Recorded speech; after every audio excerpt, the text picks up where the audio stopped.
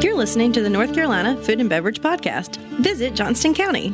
Johnston County, North Carolina, affectionately known as JOCO, is located just 30 minutes east of Raleigh, conveniently located where I-95 meets I-40. Great for a day trip or weekend excursion, JOCO offers an emerging culinary and craft beverage scene rooted in rich agricultural heritage. From a bar celebrating the golden age of cocktails to a 100-year-old moonshine recipe, to a gristmill that's been in operation since before the Revolutionary War. Go to johnstoncounty.nc.org to learn more and come explore JOCO for yourself. Meet the families behind the experiences and learn the unique history behind each product. That's johnstoncounty.nc.org. Our stories take generations to tell. You are listening to the North Carolina Food and Beverage Podcast. Thank you for downloading and subscribing. Coming to you virtually live from high atop the historic Raleigh building in beautiful downtown Raleigh. The NCF&B takes the listener behind the scenes to tell the stories of the people that contribute to the creation of the food and beverage community of North Carolina. And now, the misfits in the dish pit, the faces of the front. They are Max Trujillo and Matthew Weiss. Hello, and thank you for listening to the North Carolina Food and Beverage Podcast. I am your co-host, Max Trujillo. And I am your co-host, Matthew Weiss. And today, with us in studio, we have the new rising star of Johnston County from Under the Oak Restaurant, a reboot, an update, which is rare in this society that we revisit. Actually, reboots are really common. Not on our show. Reboots happen constantly, but not very often on our show. Yeah. So you might know him from episode 80 of the NCF&B podcast. None other than Chef Blake Gottlieb. How's it going, fellas? What's going on? Welcome back. Thank you. Yeah, man. So, famously known as catering Matt's birthday party a couple years back. That was famous. That was probably the most notable thing you've done in your life. Highlight of the career. But other little things that happened, obviously you and I first met. Actually, you and I first met, and we're not going to redo episode 80, so if those want to hear all those fun stories. But I do believe you were selling me some vegetables at Midtown Grill when I was the GM there. And then, lo and behold, later on, you and I worked together at Standard Foods where you were on the line. And you kind of moved your way from butcher and line cook to sous chef and all that stuff, I guess, right? Were you the sous chef towards the end, I think? Not technically, no. No, but you basically, you were the glue. Yeah. And I think really the only employee to have worked for both Scott Crawford and Eric Montagny. That's correct, yeah. This sounds like episode 80. Yeah. It's 80 2.0 reboot. Just a little refresher. It's like, come on, if we're going to watch 3 different trilogies of Spider-Man, you can listen to 2 episodes of the NCF&B. But what was crazy, and the thing that just kicking right off the top, was the last time you were on the show, you came on by yourself. Megan was supposed to be on the show, but she had this thing in her belly that was keeping her from moving around very often. That little thing ended up transforming into your son, Landon, who was born the day we released the podcast. And 2 days before we released the podcast, you had called me and said, we'd already recorded the episode, and you said, man, there's a couple things I want to just make sure I say correctly because it's important stuff. So may I come back in and just re-say those important things? And I said, of course. And that time you came with Megan, so she was there, and she was ready to go. Yeah. Oh, yeah. And you are now one of 3 previous guests of our show who, on the day the podcast released on a Thursday, their wives gave birth to their child. Previous guests were Chris Powers of Trophy and Thomas Card of the 21C Hotel. So pretty amazing. We're kind of like we're the inducers. And then even funny, voice of the podcast, Brian Hoyle, had a child on a Monday, and then Matt Weiss, your wife, had a baby on a Monday on the succeeding Monday. Or maybe I have that backwards. But either way, both Gray and Baxter were born within 7 days of each other, which was funny. Yeah, I think it was a Monday. Whatever I can't remember now. A lot of baby talk. Yeah. So all I'm saying is Welcome back. We love you. You're a friend of ours. You're not just a guest on the show. We've known you for a long time. You're a good dude. And it's amazing to see what you have done since last you've been on the show. That was 120 shows ago. And you opened up Under the Oak restaurant in Smithfield, in Johnston County. That's right. Congrats on that. Thank you. Tell us about what does it look like? What's it all about right now? We're just hyper local. Like 90% of our ingredients are from North Carolina. Everything's scratch made. We do a great sandwich program at lunch, a few entrees, seasonal salads. We make all the deli meats in-house. We make the bread, the pickles, grow a lot of the lettuce and other vegetables on our farm. And then we do an upscale Friday and Saturday night dinner service, which is full service, wait staff, great wine list curated by this excellent sommelier that I happen to know. Matt put it together. Yep. The impetus for that was you really needed a bigger space for catering, right? Correct, because you were either working in commissary or just doing at your house a lot of the catering stuff. And you originally you weren't thinking like I'm going to open a restaurant. You just thought I need a space. Yeah, I needed a commercial kitchen, and I just kind of Google searched commercial kitchens in Johnston County, and that one popped up, and rent's a little cheaper out there. So right. It was kind of a no-brainer. Logistically, so you live in Clayton. Correct. And how far is Smithfield from Clayton? 20 minutes. 20 minutes. Yeah, okay. That's not bad. And so when you opened it, how long did you have the catering before you decided, okay, well, I have the space. Let's actually do a restaurant. And what was the thought process through that? We were in there for almost 6 months before we decided to do a restaurant. It was mainly because in the beginning I didn't have the funding to build out the dining room, get tables and chairs. But the kitchen was like ready to go? The kitchen or you was, had to put a lot of stuff in there? I had existing equipment that I brought in, and we kind of made it work. I didn't have everything I needed, but it was enough to get catering going. And we did some pop-ups out front in the dining room throughout that 6 months, kind of getting our name out there in town. And everybody kept asking, like, why don't you do a restaurant? You have a sandwich menu for catering. You could just do that for lunch. You're right by the courthouse. Yeah. So it all made sense, and got a little loan from my dad and took out some financing for some equipment and made it happen. And was that success well received? And the courthouse, did that bring people in? Because it's in essence, Smithfield is a sleepy town. I was out there and helped out on one of the original, I think the original pop-up, and there's no offense, but there's not a lot going on there. So what? How does it really get going? Because chefs tell me all the time, and this is something interesting to talk about. They're like, lunch, it just isn't worth it. It just isn't worth it. Maybe like a Friday, Saturday brunch thing, but it's really hard to make money off of lunch. So what's that like? I can definitely see where they're coming from. If obviously with low overhead, it makes things change with that. But it's definitely a weekday town. The downtown pretty much revolves around the courthouse. So the next few days, the courthouse is closed. I close the restaurant for lunch because literally there's nobody downtown. Yeah, it's like the financial district, or how it used to be in New York City, or any financial district. Like when the banks were closed and the trading, the trading outposts, stock exchange were closed. Everything was closed. There was no reason to open. Yeah, so that makes sense based off of your business, right? And that's just being savvy, is knowing okay, well, I have a little cottage industry of locals that are looking for a place to eat, and that really is kind of defined what you've been doing. Like the great old Danny Meyer had said in his book, his lunch program at Union Square Cafe. Paid for all the costs of his restaurant. That's kind of how he did it. He's like, if I can just pay my bills with lunch, then my profits come at dinner. And so everything just kind of boasts up right there. But you just kind of have to legitimize certain things of your business. If you can do a few $100s, maybe $1,000 at lunch, then that should help you out in general. But if it doesn't, it's just, is the juice worth the squeeze? That makes sense for you guys. And now you're expanding beyond just doing lunch. Like you said, you're doing some dinner, but you're also going to get into the bar program, which is pretty interesting.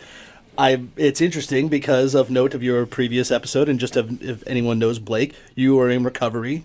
That's correct. You had been... You did it all. You were a man that did it all. It's definitely one way to put it. I make light. There's nothing light about addiction. That was one of the reasons you came back, was to talk about the specific drugs that... not drugs, but medication that you could take to help you in a time of overdose. Yep. Please remind me, what is the name of this? Naloxone. Naloxone. And so it was to get that message out there that, hey, this naloxone kind of revives you if you are in an overdosed state, in a coma, right? Yep. Yeah, and I believe that's how you found yourself, or your mom found you. Yeah, yeah. And yeah, so those are pretty trying moments, and not to be made light of at all. But that begs the question, man. How's that going to work for you? You're going to open up a bar in your restaurant. Do you have any trepidation about that? Is there any fear that you may have about having liquor on the ready at all times? It honestly hasn't really crossed my mind. I mean, I cook with bourbon for one of my sauces, and happens to be used to be the bourbon of my choice. It was a bullet bourbon. Mm-hmm. It makes a really good sauce. I mean, you should have good tasting bourbon in your sauce, in my opinion. A lot of people use cheap stuff, but yeah, it doesn't really cross my mind. We serve beer and wine. I was definitely more of a beer drinker than anything. Yeah. I served the Green Man IPA, which was kind of my go-to. So it's even on like a rough day, I grab the sparkling water and I'm good. Yeah. Do you sometimes I escalate to a ginger beer here and there. Okay. Yeah, that's like your flight of fancy. Do you still do the Roots for Reese program, or do you still find time to get involved with that? Yeah, it's pretty much just do the one dinner a year now. Okay. We did the one back in June, where we did like 15 chefs. It was kind of a big chef's picnic, so to speak. So yeah, we're just going to commit to doing once a year, keep it special. That's pretty awesome. I mean, with opening a restaurant, having a 2-year or soon to be 2-year-old, that's a lot on your plate already. Yeah. Yeah, and so let's kind of go from, because so much did happen. Landon, of course, when he was born too, there were a lot of scary moments. Right when Landon was first born, he was in the hospital for months. Yeah, the first 2 months. 2 months of his life. And I know that our local community here, which knows and loves you very well, very much, was all kind of like sending their love and support, but also just trying to help out in any possible way. But the good news is that Landon made a recovery, and he's technically right now not feeling well, but that's just because he's got a little sickness. He and Megan both aren't feeling that well, so they are not here in the studio. Although Cam is next door with my 2 daughters. All of our kids are sitting here because we are recording 2 days before Christmas. This is Monday, the 23rd, and the second day of Hanukkah as well. Yes, so it is. Mazel Tov, Matt. Thank you. And yeah, in this like little holiday time, it's kind of nice to just have friends and family and all that together and bring together. So why not bring them to the recording studio as well and do a podcast while our kids are? I'm forcing your child to watch a Christmas holiday movie right now. How dare you? Mm-hmm. It's going to learn all about Rudolph. Oh, please. It's a whole other story. But so back to the bar program. Here's something else I want to know. And I just want to get back, because you're kind of on the cusp. I mean, I would think okay, here you got this business in Smithfield. And let's be honest, it was relatively close to your home. It was a kitchen ready to go, and the rent was affordable. That's pretty much as simple as it is. Yeah. But now, thanks to Johnson County, we've done a focus on Johnson County, and you are, as I said, one of the kind of rising stars, poster boy, up and coming, future of it. What are He's Miss May. Come on, he's Mr. May in the fireman catalog. And so, in terms of staffing a restaurant, so you do a lunch and then you do a Friday, Saturday service. Yep. I imagine that's got to be hard to keep consistency. It's very difficult. Yeah. Staffing has been an issue since day one. I opened with a good friend of mine. He was my sous chef. So we were he was the backbone, me and him, and had a cashier. We've hired another cook since then and another cashier. We've rotated through quite a bit of servers already for the dinner service. Sure. But that's, the business. That's kind of the name of the game. Yeah. But yeah, I'm actually on the hunt for a new sous chef. Mine, he wanted something a little closer. He lived in North Raleigh, so that was quite a hike for him. That is a hike. So definitely, if anybody's out there, holler at me. And so, as far as okay, so what's the decision behind opening the bar now and making it more? Or have people been asking for that? Do you think that'll stimulate more business? Definitely. Yeah, I mean, we've gotten to the point, some nights we go on a wait. I mean, obviously in a small town, it's not like a Raleigh restaurant, where you're, 100 covers a night. That's not happening yet. But sure. once word gets out, the nights we do go on a wait, they got nowhere to wait. There's nowhere to spend money while they're waiting. So that's kind of a no-brainer. I mean, you make half your money off of a bar, so Yeah. having that too is even weeknight. Come in, get a charcuterie board and a glass of wine when they leave the courthouse. Any of the lawyers, stuff like that. That made perfect sense. Yeah. Well, you really are like a visionary in this town because Smithfield is being developed. Just like Johnston County as a whole has kind of done a big pivot. They're not only surviving off of agriculture and tobacco farming. They've got to figure out new ways to make new money in this industry. But you're doing that by giving not just it's not a place to just pop in and get a sandwich. This is like really high level, very well thought out product. I mean, all of your pastrami's and your corned beef and your salamis, like you're making everything, which is crazy. That's not something that you typically see from just a restaurant in general or a sandwich place. Like, oh no, I'll just call Boar's Head and get everything sent in. Yep. This is completely high level. I mean, seriously, if you're a foodie, you live in the Triangle area, and you just are trying to eat something you haven't had yet, just go to Smithfield. It's 20 minutes from downtown. From downtown here? Yeah. It's about 35 minutes. 35 minutes? Depending on traffic. Yeah, you get an hour lunch. Take a little extra break for yourself. But Or find some reason to go to the courthouse in Smithfield. Yeah. Take somebody to court out there. Actually, speaking of meats and all, not as a conflict of interest, but if you happen to not be in Smithfield, but you were in other regions of the Triangle, like Holly Springs or Cary or North Raleigh, you could get fantastic meats that are procured there at the Butcher's Market. Blake, being a former butcher, the Butcher's Market, they have multiple locations, and they came on recently as a sponsor of the podcast. So we love them. They help keep the lights on here, although I don't really have any lights on in the studio right now. It's super dark, so but that's just because it's romantic. But go to the Butcher's Market. They are actually looking, just like Blake's looking for more quality people to run a beverage program, they're looking for quality people to run the butcher counter. Whether you have experience or not, they're kind of cool with the lack of experience. They're looking just for great people, and they'll help teach and train. You learn a new trade. How great is that? There very few places want to spend time teaching and educating, but that's something that they want to do. Yeah. They have great quality of life. If you don't want to necessarily work in a restaurant, there's a little bit better hours, but you still get that face time and really focus on hospitality in front of the house type of service. Yeah. Go to thebutchersmarkets.com, or you can click the show notes or click the link in our show notes to this episode.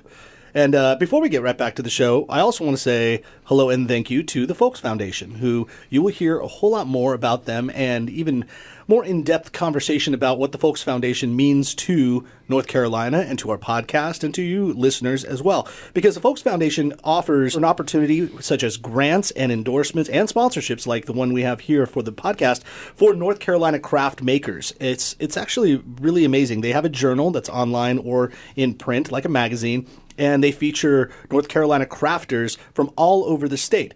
Think of it as a kind of an extension of what we're doing here, telling the stories of local and craft people, but doing it more in a written form and boots on the ground, people going all around town and helping support local business. So if you want to learn more about them, go to folksfoundation.org, or again, click the show notes on our show, and you'll learn more. This is the Folks Foundation.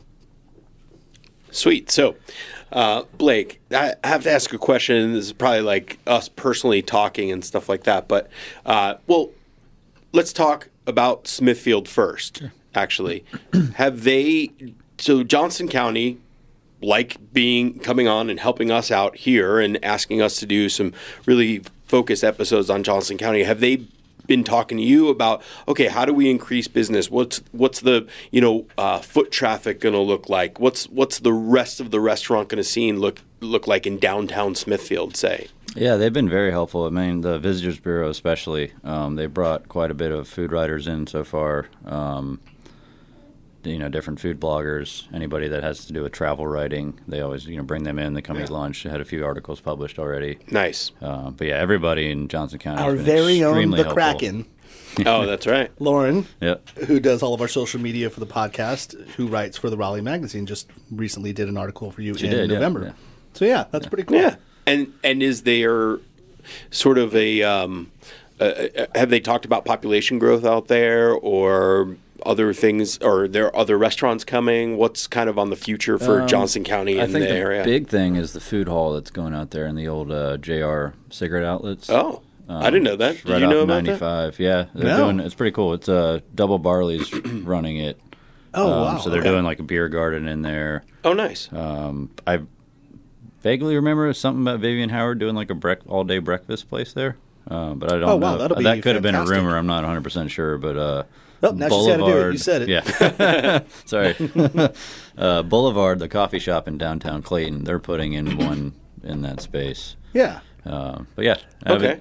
They were talking with me about doing something, but I just obviously getting the first one going. I need to wait a little bit for the next restaurant. But that was my next question. Like, a lot of this is, I mean, we talked about this on the last episode, and you have this entrepreneurial spirit. You have this idea about, procuring these excellent meats and pickles and other types of farm to table cuisine.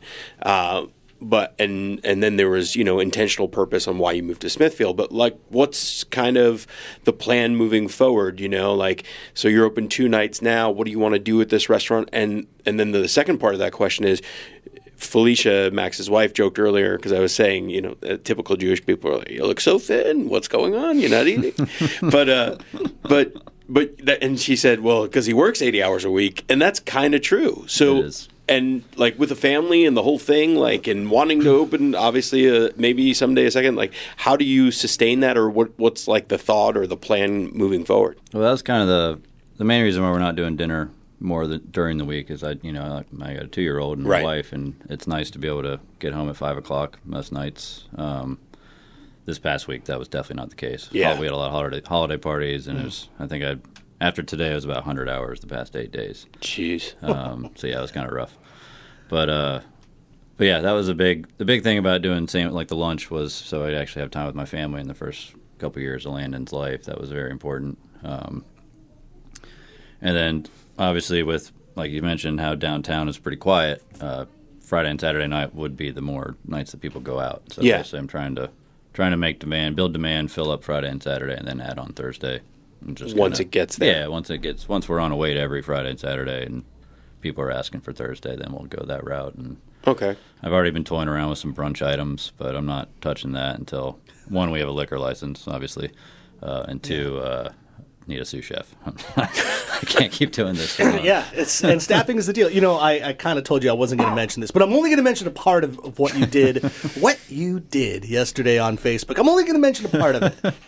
I don't even know if you saw this, Matt. I didn't. I saw you guys were on a text thread, and I figured I would hear about it today. Yeah, so only the top of it. Blake, interesting that the way you did this, and so we'll talk a little bit about this, but the way your post started on Facebook yesterday really got my my gears turning, and your gears were grinded. Actually, I think you could hashtag that. Yeah. Grinding my gears, but I guess it was somebody wanted to come in and get a job working as a dishwasher at your place, but wanted to get paid under the table. Correct. And you're like, no way, man. I mean, the taxes that I pay to the government, that I paid in payroll, that I've done ever, have all gone to support programs that helped you, during your reclamation project of becoming sober and getting yourself back on your feet, to the point where I was like, oh, I saw it through a different person's eyes, but like how community really does help each other, in the sense of, I'm not going to pay you under the table. I'm going to let you go through the path that we all should go through, in that we're all going to kind of help each other. You're going to pay taxes. I'm going to pay you appropriately. You're going to work hard every day, and you're going to find yourself to be successful if you keep working hard the way I'm finding myself successful. So I'll be damned if I give you kind of a free way of going at it. Yeah. And then you went on a jag about all the things you love about politics and don't like about politics. And then I deleted it. And then put an open comment of, so with all my thoughts, who should I vote for in the next term? Oh, jeez. Well, that sounds like Bernie Sanders would be very happy about all those kind of thoughts there. Do you remember what my comment was? Yeah, it was very true. It was like he had just posted it. It was like 9 minutes after posting, and I just wrote, "Oh boy, get ready! Happy Sunday! Get ready for the comments." And it was funny. Not one person answered the question. It was just everybody had their own opinion. I was just like, all right, I'm done with this. Yeah, it was fair though. You're like, look, if I like these things, if this is my stance on this, this,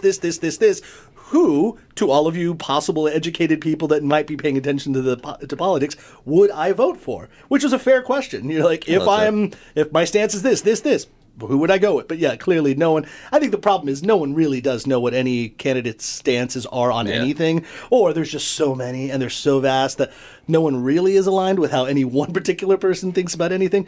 But just the first point that you mentioned was like the struggle and the commitment to hard work led you to where you are.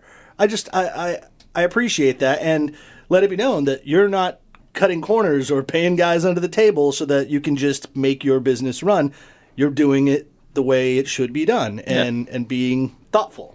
I spent a lot of my life living illegitimately, so I figure I'm a grown-up. It's time to do the right thing. Yeah. I used to always say in every restaurant, like if a dish guy didn't show up or so, I'd go, you do realize that I have you on the schedule because you are important. And they're like, what? I said, I don't just schedule people randomly. Like, you're not an extra person here. Your position is just as important as mine and anyone else's, because without you, this place doesn't run. Yep. So, it's like a voluntary workout for like in football. Yeah. It's like just have you on the schedule. Show up if you want. No, you're on the schedule. But I don't think everyone grasps that. I think people would look like, whether you're working at the Umstead Hotel or the Under the Oak restaurant, like large or small. I think that like sometimes people have the idea of like, oh, it's a huge staff. Oh, like whatever. They always have an extra person. It's like, no, even the biggest places, they're not trying to give away free money. No. They're like, no, we have a budget and it's tight and we're staffing it just enough so that the business can run, because profit margins in restaurants are very slim. So it's just, I like the work ethic idea of it and the kind of the X's and O's, the blocking and tackling of the restaurant. And it's like, no, I mean, sometimes the chef is washing dishes because there's got to be, you got to do dual roles. I mean, as a GM, I have washed more dishes than you have, and I'm just talking to the audience, than you, because I have washed every dish. There's a lot of GMs that are listening to this, and I beat them. I beat them. No. Whoa, it sounds like a dishwashing throwdown. Well, also because I do that every day at my house too. I don't know. Does that count though if you're not being paid for it? Yeah, I would challenge anyone about how many dishes have been washed through these hands. But anyhow, I digress. But I think the biggest struggle that small towns have in our state is staffing. I can't think of there being a harder thing to do. How do we solve that? How do we get more people to go to these smaller towns and get people to work there? I'm curious because I think of Blake and where his restaurant is and what he's doing, and he's not as far. But then I think of like a friend of the show, Matt Register, and where his place is out in Garland. Yeah. Like that's a destination spot. Like you have to build it and they will come kind of thing. So you talk to him regularly. Does he struggle? He's got a great sous chef, Rodolfo. Yeah, who's amazing. And then he also has kids, and his kids have friends, and so he's got like, I think a little bit of like that internal like next generation of young people that he can kind of pull from a little bit. I mean, to an extent, but it's like never that's easy. His network through his children. I mean, you got to figure it out. I mean, I think there's also like strong church community out there too, and like the youth of that area needs places to work, and so it just depends. But it can't always be just that. I can't, it's no. You got to go through all walks of life to find staffing. I mean, but it's amazing. It is no matter what restaurant. I mean, we're talking like you said. You talk about the Umstead. Which by the way, just breaking news. I saw it today. John Childers is leaving. His, retirement from the Umstead. Do we have any inside info on where he's going or no? I know nothing about it. I read it the first time as well. But we love you out there, John Childers. Yeah. Good luck in your next He just venture. texted me. Did he really? Yeah.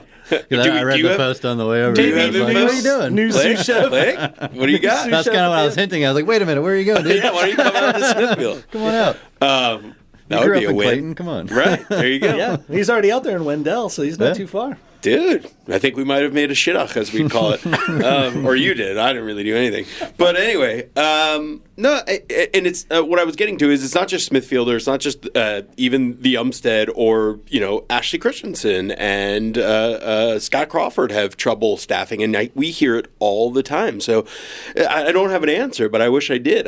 But I guess it's the answer. There's not a single answer. The answer is you have to be looking in all aspects of life, whether it be your personal network, your business network, your church, your religious network, whatever that may be. Yeah. I mean, your softball team or your soccer team, whatever you play on. Which, come to think of it, that's probably a good place to go. Is like get in a soccer league, and you So probably what you're saying find is people. put yourself out there, which I Put agree yourself with. out there. Yeah. I think be involved with as many things as you can. You're not gonna. What is it like? You miss every ball you don't hit or swing at or whatever. It's That's like true. You miss you don't make every shot you don't take. Yeah, you miss every shot you don't take. Yeah. So, but I think that makes sense. You got to get out there. But that's the crazy part about the restaurant community in general is that like.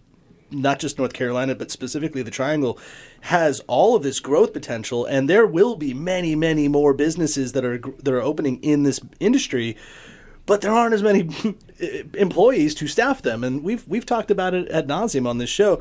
Well, and somehow it still gets done. I don't know how, but like Transfer Co. has opened, Morgan Street Food Hall has opened, and every time I go to a restaurant, I get served. There's food on the plate, so I guess it's still happening. Well, and it's weird because the thing I'm only thinking about this right now, but like it leads me back to like talking to Jacob Boehm of Snap Pea, and there were quite a few restaurants at that time, and I think I was actually still at Standard where we had full teams, and we were talking about quality of life, and we were talking about minimizing the amount of workflow that you have. Now, maybe, just maybe, we were in a point where it was like a sweet spot where we had just enough humans to fit the amount of jobs that were created for the amount of businesses that we had. And so everyone did kind of have a quality of life. But then now you throw another 150 restaurants opening on top of it and not as many more people. So then it's like, oh shit, everybody that had the 40-hour work week is now 50-hour work week. And now you're getting less and less of that sweet spot of saying, because like basically you just can't afford to have that same quality of life. The work needs to get done, you're right. So, but someone's got to do it. Yeah. So maybe the guys at Transfer Food Hall, whatever, are just working their asses off. No, I mean, I think that's very true. But the other aspect of that, and we've said this before, this is like the golden age for front of the house or back of the house workers. I mean, the opposite, I guess, of entrepreneurial spirit is a lot of people can go get a job these days, and good paying jobs, and you can find a lot of work if you're willing to do it. Yeah. So yeah.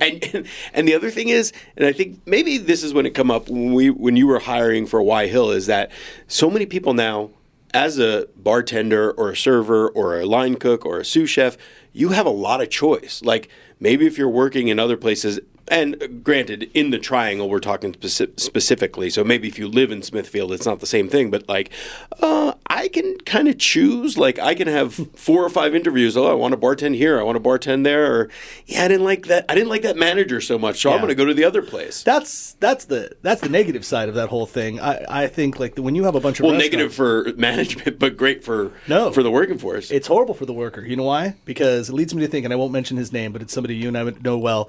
I made the joke. This guy burned through every bar as a bartender. Yeah. And we know him well. He's a friend of ours. And he worked at Standard Foods with us, Blake, and worked there and then at another place and another place and another place. And I looked at him one time and I went, hey, you're already on to your 5th job since the last time that you and I worked together? He's like, yeah. I'm like, you're going to run out of restaurants. Like, you're going to run out of places to go. But is he? He's been at the same place for a very long time now. But, he found his place, maybe. He found his people. Or maybe that was like, if he can't make this work here, he can't make it work anywhere. It's the anti-Sinatra my way. Like, you're going to have to make it work. And we are still a small town. So you get a bad reputation at one place or you can't hang on for very long somewhere. It only goes so far. So, like, you got to be a good employee wherever you go, and try to leave on a good end. Yeah. Maybe valuing the job that you have and trying to get the most out of it and giving the most you can to it might be the best thing you should do. Let's switch gears here. As you mentioned, the 26th is going to be the day after the big celebration for you lot, Christmas. Hanukkah will be going on. Let's talk about. So you mentioned some holiday parties. Can you talk about what is on those menus, and then what's going to be on the menus at the Gottlieb House come Christmas Eve? And, I'm the Jew in the room, so you guys walk me through it. Like, what happens? Christmas Eve is really like the big dinner, right? Christmas Day is more like... You know what I think? Like, and I'm just going to say this, but you might feel differently, Blake, and also listeners as well. But I feel like we shoot our wad on the 3rd Thursday of November on Thanksgiving. Pretty much. And then we cook Christmas, like crazy, and then, like, the one thing I am going to do is...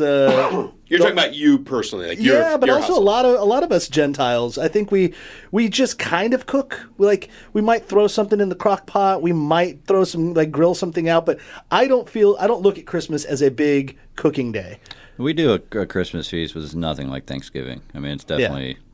That's the main event, is the cooking for Thanksgiving. And Christmas, the main event, I think, is the presents and the family and the good times being shared, and you just kind of hang out. I wonder then if it's different in other countries that don't have a Thanksgiving, or Thanksgiving is not within a couple of weeks of Christmas.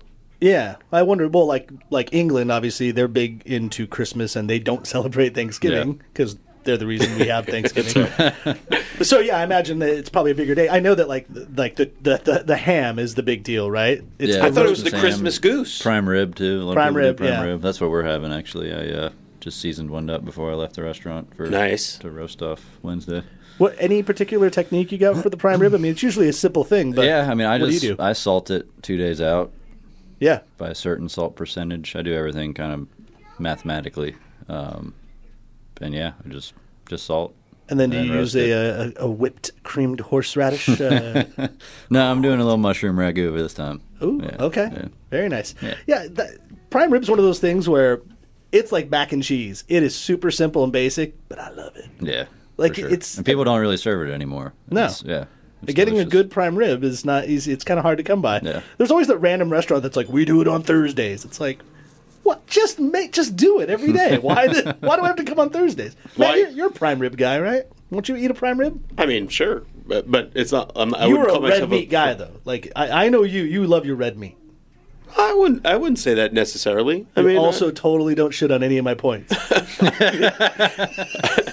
I just, no. I mean, I listen. I'll definitely eat a steak time to time, and if it's good, I love it. But I wouldn't say I choose that like that's my go-to. I would say, if anything, if we're out, I'll probably choose seafood or poultry over steak, unless it's like a notable steak restaurant or we're just in the mood for it. Yeah. I thought you were going to allude to the day after Christmas, which is Felicia's birthday. A bunch of us we're going to attack Durham this Thursday. Dude, don't tell people where we're going. There's going to be paparazzi. It's going to be dangerous, and No, I love it though, because we're going to have kind of a fun collaborative with recent guests of the show's restaurants we're going to go to, and we're going to an escape room. Yeah, heck, why not? That's Let's going to be do an interesting. escape room. Max is going to be at his competitive best. Blake, what was the greatest gift you've ever received on Christmas? Oof. That's a tough question, man. I would probably say our first dog we got on Christmas, I think. That's a pretty good one. Yeah, That's pretty little good. Chocolate Lab. Chocolate Lab. What's the dog's name? Her name was Bristol. She passed away like probably 10 years ago, but yeah. Oh, Yeah. rest That's in pretty peace, cool. Bristol. Yeah. What about Alright. you, Matt? Hanukkah gifts. Oh man, Socks? yeah, definitely some good socks, some good gelt. Some gold-wrapped coins? Yeah, I have no idea, but I do want to say what we do on Hanukkah. It's pretty fun, and we do make a very specific dish for Hanukkah. Yeah. You know what it is? Do you remember? latkes? The latkes, yeah. Latkes. Yeah, potato pancakes. Oh, yeah. With sour cream. Yeah. Some people put applesauce on them. Yeah. Those are delicious. Yeah, those are pretty delicious. And then we give out the Hanukkah gelt, and the boys and girls usually get like a gift for 8 nights, and we usually do like one big gift, and then you get one little, as we call them, tchotchkes each night, and then there's a lot of music and songs and stuff like that. So it's kind of cool. And then obviously the ritual of lighting the candles, and you light one extra each night, and the candles get lit by the biggest candle. So you actually have 9 candles on what's called a menorah, and then you light one more each night. What I really appreciate about Matt is he is not only a great family man, but a man of faith. And when I've been to his house for Hanukkah, like, he gets into it and he explains, and he does what you should do. He explains why the holiday exists and why everybody's here. And then he sings songs of the family. It's legit. And because I didn't grow up around Hanukkah, Felicia's family did. It's kind of like we kind of know. As I was telling you, my daughter Charlotte, she said she wanted to participate and celebrate Hanukkah this year, to which you said, She probably wants just more presents. 8 nights of presents. It's like, wait a minute. Yeah. I'm switching religions. And I will say the other thing is, if you have a smart speaker, you have all these plethora of songs to listen to. Listen to the Adam Sandler Hanukkah song is one of the great pleasures. That song is in just rotation. every time. It's just hilarious. Rather than celebrating one day, you get 8 crazy nights. No, this is great, man. I'd be remiss if we didn't give love to our friends over at Triangle Wine Company before we get out of here. I guess you're either listening to this on Christmas Day or the day after Christmas when it comes out. But before then, you're going to need to get some champagne and some fantastic beverages for the New Year's holiday that's coming up. So make sure to go to Triangle Wine Company and let them know that the guys over at the NCF&B podcast sent you. They will hook you up with a delicious little discount, and maybe that will allow you to buy an extra bottle of something and give it to a friend or so. And but be safe out there. Be responsible. You all know that if you have too much, it could lead to trouble. So let's be super safe and sane, respectful of all those out there. Go to trianglewineco.com for all your needs. And I don't know. Maybe we should get out of here. Blake, anything else that you want to leave us with, or any upcoming events going on over in Smithfield or at Under the Oak Restaurant that people need to know about? We are doing another beef and beer dinner with Deep River on the 26th of January. That's our next kind of pop-up dinner. Nice. We've been doing those. I think this will be our third or fourth one. It was actually a prime rib dinner. So there you go. Rib. Yeah. And so that's been pretty cool because they'll be releasing their new winter series beers. So we kind of feature their new stuff every time they come out with something new. Cool. How do you get tickets? We'll be selling them online through Ticket Leap. Okay. The website. But can you just go to undertheoakrestaurant.com? Yep. Or Yep. Yeah, they'll be on there. They're not up there yet, but they will be. Cool. But, definitely follow us on social media. And that's when we'll start posting all that.